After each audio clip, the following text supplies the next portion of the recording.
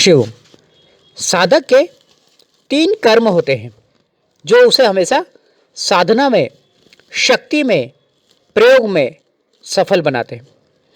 एक व्यक्ति को अपनी साधना पे सबसे पहले ध्यान देना चाहिए। साधना के दौरान हमेशा विचारों पर नियंत्रण, मन पर नियंत्रण और संयम का पालन करना चाहिए।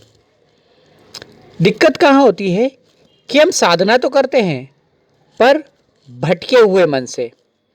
साधना काल में सबसे अधिक दिक्कत आती कि जल्दी से जल्दी साधना पूर्ण हो जाए।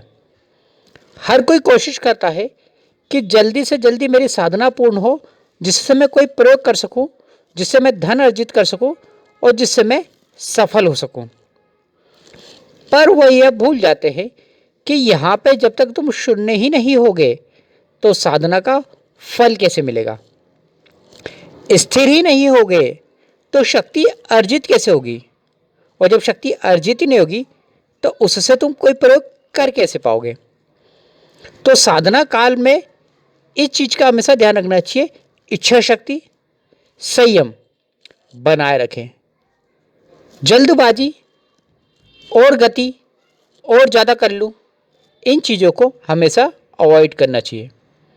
क्योंकि दिक्कत कहाँ है, जो लोगों ने YouTube पे बना दिया है कि ये जल्दी हो जाता है, ये इतने दिन में, इतने घंटों में हो जाता, उसी कारण से एक साधक का मन विचलित होता रहता है। क्योंकि वो गुरु की बात की बजाय दुनिया की बात सुन रहा होता है, और जब दुनिया की बात सुन रहे हो तो हर कोई अपने अपने तरीके से अपनी अपनी बातें रख रहा होता है। उसमें आधे से ज़्यादा तो नकली लोग होते हैं जिन्हें स्वयं साधना का ज्ञान नहीं होता। हमें इस चीज़ को गौर करना चाहिए कि जब हमें साधना चलती है तो साधना काल सब कुछ छोड़ के करने का नियम होता है। ना कुछ पाना है, ना कुछ करना है। ये हमारा रोज का एक तरह का भोजन होता है। अगर हम भोजन को भी रोज ये मानने लग जाए कि इससे मुझे प्रोटीन, विटामिन या अलग अलग तरह के तत्व मिलेंगे, तो हम भोजन भी बड़े कन्फ्यूज़ हो जाएंगे। हम सोचेंगे आज तो ये भोजन करा ही नहीं, आज तो ये हुआ ही नहीं, शक्ति तो मिली ही नहीं। तो इससे भटकाव की स्थिति को सबसे पहले रोकना जरूरी होता है। भटकाव और भ्रम इंसान को साधना काल में फेल कर देता है। वो सोचते ही रहेगा कैसे करूं, क्या होगा, चलो ये छोड़ देते, दूसरी कर लेते, अरे ये छोड़ दो, ये दूसरी कर लेते, फिर छोड़ दो, फिर दूसरी कर लेते। कुछ दिन करेगा फिर छोड़ देगा, फिर कुछ दिन करेगा फिर छोड़ देगा, फिर सोचेगा चलो वापस से शुरू करते। इस तरह से करते करते तुम कई महीनों और कई सालों को बर्बाद कर देते हो। ये तुम्हें पता नहीं चलता। ये गलत भी नहीं है, क्योंकि आम स्थिति में इंसान को संयम की बहुत कमी होती है। वो भटक रहा होता है, मैंने तो इतने समय कर लिया, मुझे तो कुछ मिला ही नहीं, मैंने तो इतने समय कर लिया कुछ। अरे करा कब, कहाँ करा? क्योंकि जो तुमने समय लगाया उस समय तो तुम भटकते ही रहे, चलते ही रहे। रुके कब? क्योंकि जो भटकता रहता है, दौड़ता रहता है, वो स्थिर होता कब है? जल्दी से जल्दी हो जाए और जल्दी से जल्दी कर लूँ, अभी 1 मिनट का समय दिया है, मैं 10-10 मिनट कर लूँ। इसे चंचलता का भाव कहा जाता है। इससे पता चल जाता है कि साधक कितनी जल्दी है। अरे इतनी ही जल्दी है तो सन्यास ले लो, पर वो नहीं लेंगे। सन्यास भी नहीं चाहिए, गृहस्थों में भी करना है तो गृहस्थ के नियम के अनुसार उसे साधो, भगो मत। जब तुम अपने आप को साधने लगते हो तो तुम अपने आप पर नियंत्रण पा लेते हो, और इसी को साधना कहा जाता है। साधना तुम्हें अपने आप को तैयार करना सिखाती है। क्यों? क्योंकि जब तुम्हारे पास शक्ति ही नहीं, ताकत ही नहीं, संयम ही नहीं, तो तुम किसी शक्ति का उपयोग कैसे कर पाओगे। हम बस तुरंत शक्ति मिल जाए, तुरंत ऐसा कार्य हो जाए, तुरंत वैसा कार्य हो जाए, तुरंत चमत्कार हो जाए, इसी कारण से हम भटकते रहते हैं और अलग अलग जगहों पे वो खोजने में लग जाते हैं। खोजने के कारण क्या होता है, साधना काल में भी खोज रहे होते, तुम्हें पता नहीं चलता। ये अनजाने में मन की प्रकृति होती है। जैसे ही तुम चेतन मन को एक प्रश्न देते हो कि इससे नहीं, इससे भी बड़ी साधना तो ये है, तो वहीं तुम्हारी साधना कई रूपों में बढ़ जाती है।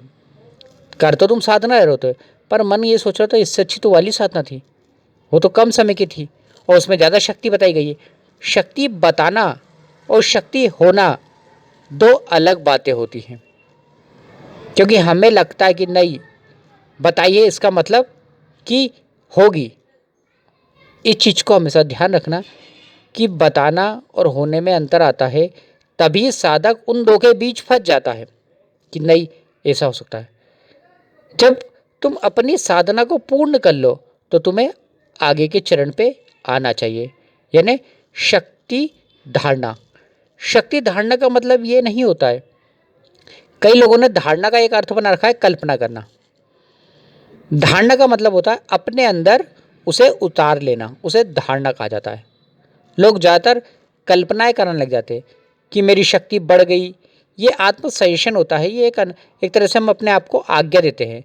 पर धारणा का अर्थ होता है जो तुम्हारी साधना के द्वारा जो शक्ति आई होती है वो स्वयं ही तुम्हारे अंदर विकसित हो जाती है। इस समय साधक का ज़्यादा से ज़्यादा कर्म ये होना चाहिए कि वो ध्यान और समाधि में स्थिर रहे, दुनिया से दूर हो जाए, मन को शांत अवस्था में ले जाता रहे।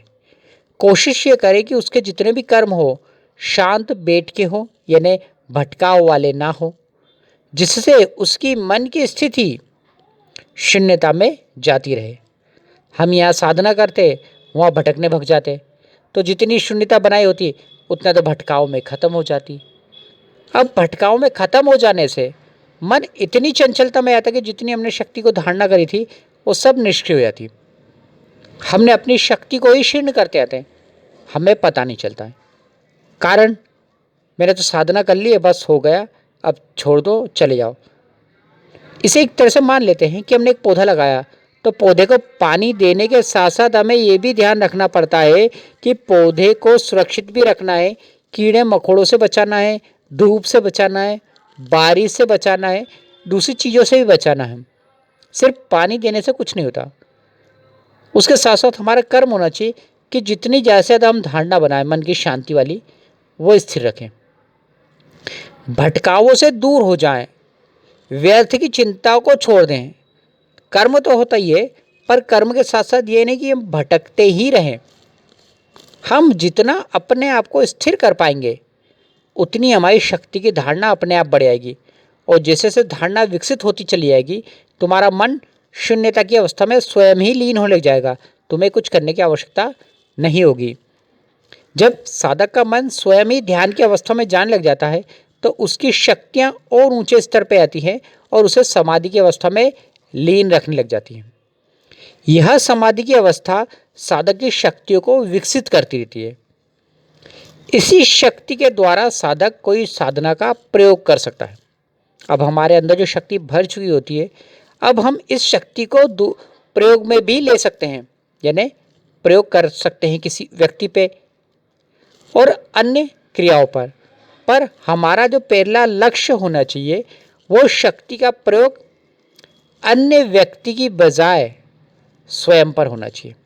क्योंकि हमने अपनी शक्ति धारणा कर ली है तो हमें अपनी भी परीक्षा लेके देखना चाहिए कि हम उस योग्य हुए कि नहीं, कि किसी और को हम नियंत्रित कर सकते हैं या नहीं।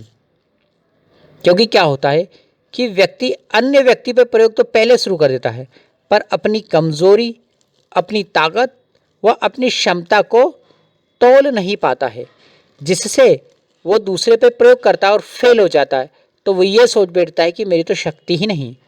वास्तव में तुमने शक्ति को तोला ही नहीं, क्योंकि हर चीज़ की ताकत होती है और कमज़ोरी होती है।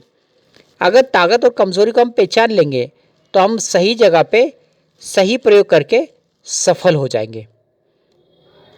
भटकाव हमें कन्फ्यूज़न पैदा करता है। क्यों? क्योंकि हमारी शक्ति तो आ गई। अब शक्ति के साथ साथ दिक्कत कहाँ आती? अहंकार भाव की। अरे मेरे अंदर तो इतनी शक्ति आ गई है, अब तो मैं सब कुछ कर सकता हूँ। शक्ति आ जाना, शक्ति को संभालना और शक्ति का सदुपयोग करना अलग अलग प्रकार होता है। क्यों? क्योंकि जब तुम शक्ति का प्रयोग कर रहे हो तो तुम्हारे अंदर भी योग्यता होना चाहिए कि उसे सही जगह पे और सही कार्य के लिए प्रयोग किया जा सके, जिससे तुम सफल हो सको। हमारे अंदर भटकाव की अवस्था जो पहले बात करी थी वो वापस आ जाती है शक्ति आने के बावजूद। समाधि लगाने के बावजूद। क्योंकि अब जो हम प्रयोग हैं, अभी तो हम अंदर जा रहे थे, अब अंदर से वापस बाहर आ गए हैं। अब इस बाहर आने से क्या होता है कि हमारी जो चेतना होती है वापस थोड़ी सी सामान्य अवस्था में आने लग जाती है, क्योंकि हम प्रयोग कर रहे हैं। साधक प्रयोग नहीं करता, साधक अपनी समाधि में ही ज़्यादा लीन रहता है, तो उसकी शक्ति बढ़ती रहती है। अब हम जब प्रयोग करना शुरू करेंगे तो इसका पहला नियम ये बना लो कि हमें अन्य व्यक्ति पे तो प्रयोग करना ही नहीं है, अपनी शक्ति को स्वयं के लिए ही प्रयोग करना है। अपनी शक्ति को स्वयं पर ही प्रयोग करके देखना है, दूसरे को हम बाद में देखेंगे। हम अपनी शक्ति को स्वयं पर प्रयोग करने के लिए अपने मन को आदेश दें। ये देखें कि हम अपने आप को जो भी आदेश देते हैं वो हमारा मन या शरीर मानता है या नहीं मानता। अगर हमारा शरीर मानता है, हमारा मन उस प्रयोग को पूर्ण पालन करता है, तो इसका मतलब हमारी शक्ति सही तरीके से कार्य कर रही होती है। हम स्वयं पर ही शक्ति प्रयोग करते रहें, दूसरे को बाद में देखें। क्योंकि जब हम अपने आप को देख लेते तो हम हमारी कमजोरी और ताकतों को पहचान जाएंगे कि हम कितना प्रयोग और कितने अच्छे प्रयोग कर सकते हैं। इसी के साधक एक साधक पूर्ण साधक या सिद्ध साधक के रूप में अपने आप को स्थापित करने लग जाता है, क्योंकि यहाँ पे आप स्वयं पर प्रयोग करके देख रहा है। स्वयं के प्रयोग का मतलब ये होता है कि हम स्वयं को ही शक्तिशाली बना रहे हैं। क्योंकि जब तुम किसी को शक्ति देते हो तो शक्ति थोड़ी कुछ उसमें चली जाती है, तो यहाँ पे शक्ति तुम किसी और को देने की बजाय स्वयं पर इसका प्रयोग करके देख रहे हो। अब जब हम स्वयं पर प्रयोग कर रहे हैं तो इससे दो चीज़ होती है। एक तो शक्ति कहीं और जाती ही नहीं, बढ़ती ही नहीं। तुम अपनी शक्ति जितनी भरी थी उसको खाली कर रहे हो, जितनी खाली कर रहे हो उतनी वो भर रही है। क्यों? क्योंकि हम प्रयोग दूसरे पे नहीं, स्वयं पर ही कर रहे हैं। अन्य पे करते तुम्हारी शक्ति खत्म होती जाती है, पर यहाँ पर जो तुम प्रयोग कर रहे हो वो स्वयं पर ही कर रहे हो, जिससे तुम्हारी शक्ति कई गुना और बढ़ रही है। जैसे मान लो अभी हम एक व्यक्ति थे, अब हम दो व्यक्ति हैं, तो तुम्हारी शक्ति जो तुमने साधना के द्वारा बनाई थी, अब तुम अपने शरीर रूपी पात्र को ही दे रहे हो और उसको भर रहे हो, तो आएगा तो तुम्हारे अंदर ही, तो उससे शक्ति कई गुना और बढ़ जाएगी। इसी तरह से साधक जब स्वयं पे प्रयोग करने लगता है तो उसकी सिद्धियां भी ऊंचे स्तर पे हो जाती है। क्यों? क्योंकि स्थिति जो है वो यहाँ पे यही आ रही है कि हम स्वयं को शक्तिशाली बनाने के लिए अत्यधिक प्रयोग कर रहे हैं, दूसरे को हम बाद में करेंगे। क्यों? क्योंकि दूसरे को तब बाद में करने का मतलब ये आता है क्योंकि हमने स्वयं को ही साध लिया, हम खुद ही मजबूत इतने हो गए, तो दूसरा तो बहुत कमज़ोर होता है क्योंकि उसने ना साधना करी होती ना आध्यात्मिक जीवन में होता है, तो वो बहुत कमज़ोर होता है, तो उस पर जरा से प्रयोग से ही वो हमारे अधीन हो जाएगा। इसीलिए साधक स्वयं की बजाय दूसरे पे करता है और वहीं से फेल हो जाता है। अपनी साधना पे ध्यान दो, अपने संयम पे ध्यान दो, अपनी विचार शून्यता पे ध्यान दो, अपनी शक्तियों को विकसित करो, ज़्यादा से ज़्यादा समाधि लगाओ, ज़्यादा से ज़्यादा कोशिश करो कि मन शांत हो जाए, ज़्यादा से ज़्यादा कोशिश करो कि भटकाव खत्म हो जाए। तभी तुम अपनी शक्तियों को केंद्रित करके दूसरों के बजाय स्वयं पे प्रयोग कर सकोगे, और स्वयं पे प्रयोग कर सकोगे इसका मतलब ये हो जाएगा कि तुम अपने आप को साध कर बहुत मजबूत और शक्तिशाली बना पा रहे हो। और जो अपने आप को मजबूत और शक्तिशाली बना लेता है उसके लिए दुनिया में कोई भी चीज़ असंभव नहीं रह जाती है। बस इस बात का तुम्हें पालन करना होता है कि जो तुम्हें नियम दिए गए हैं उसको पूर्ण विश्वास रखो, पूर्ण विश्वास के साथ पालन करो।